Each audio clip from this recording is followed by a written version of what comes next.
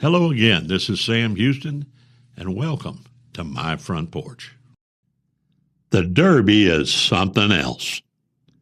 I've attended the World Series, the Stanley Cup Finals, the NBA Finals, a heavyweight prize fight, the Indy 500, the Brickyard Stock Race, bowl games, the NCAA Final Four, and just about every other major sporting event there is. But without question, the best spectator sporting event in the world is the Kentucky Derby. They don't call it the most exciting 2 minutes in sports for nothing. I had the pleasure of living in Louisville, Kentucky for about 5 years in the mid-90s. The knobs of southern Indiana and the bluegrass of Kentucky meet in Louisville, and the people who live there are friendly and hospitable. I appreciate Louisville's many tree-lined streets, the gentle flow of the Ohio River, and a town which has 4 distinct seasons of weather. I enjoyed my time there and have frequently said that if Louisville were in Texas, I'd still be living there. The best part of Louisville is the Kentucky Derby and its long history of traditions. Most of us are aware that women wear large hats to the Derby, so large and ostentatious as to be at the point of being almost ridiculous.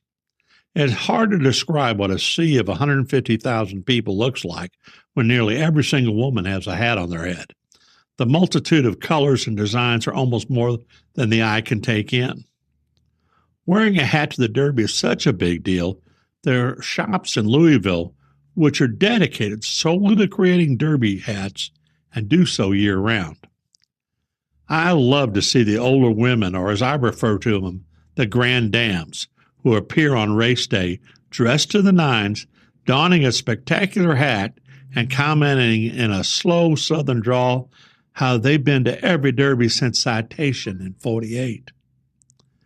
They are elegance in the glamour of a time which has gone by, but which magically reappears for this event. The infield is full of college students, teachers, truck drivers, and just plain old everyday folks who come to witness the pageantry and the celebration of all that is good about horse racing and Louisville.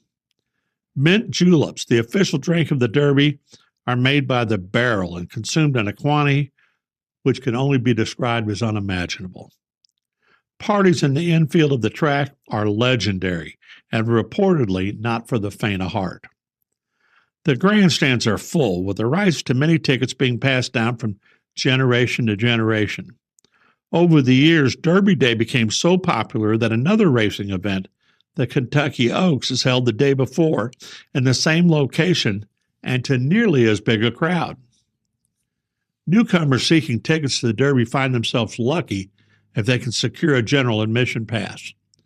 With no assigned seat, they're forced to stand for the entire day, yet they find every moment to be an experience well worth the physical challenge. Then, of course, there's Millionaire Alley, which is an area of the facility reserved for the elite.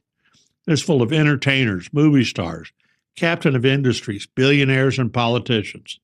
Unless you're invited, there's no chance to enter the inner sanctum of the wealthy and the famous. When just before the race, the entire crowd joins in singing "My Old Kentucky Home," it's hard not to feel emotional. It's a unison of thousands of voices expressing their pride, their joy, and the glory of the world's greatest horse race. I defy someone to be present, hear the words and the music, and not feel moved. I should not leave out the horses. No average horse manages to make the run for the roses. It's reserved for the best of the best. The race has the finest of bloodlines, the most talented trainers, and the progeny of the best thoroughbred breeding programs in the world. I want to chortle a little when I see the betting public makes a horse the betting favorite. You see, the horses themselves have no idea of what is being bet or who the favorite is when the starting gate is open. They only know that they are placed on this earth to run, and they do exactly that, performing as bravely and as committed as any athlete in any sport. This year, the Derby winner was named Golden Tempo, who went from next to last to first in a resounding charge down the stretch to win by a quarter length. It was an unbelievable athletic move by a young horse which just so happened to be trained by the first women to ever win the Kentucky Derby.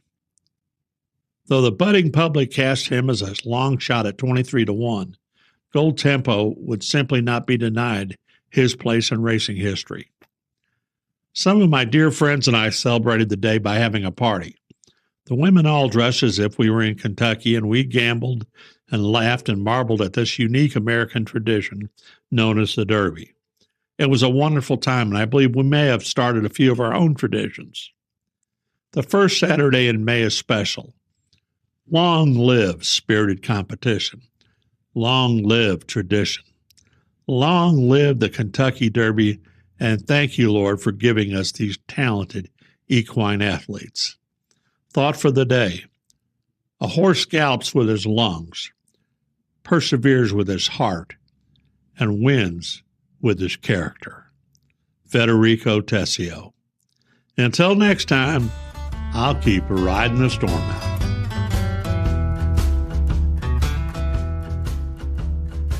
You've been listening to From My Front Porch with Sam Houston, brought to you by the Granbury Theater Company. You can catch Sam's column every week in the print edition of the Hood County News or online at hcnews.com.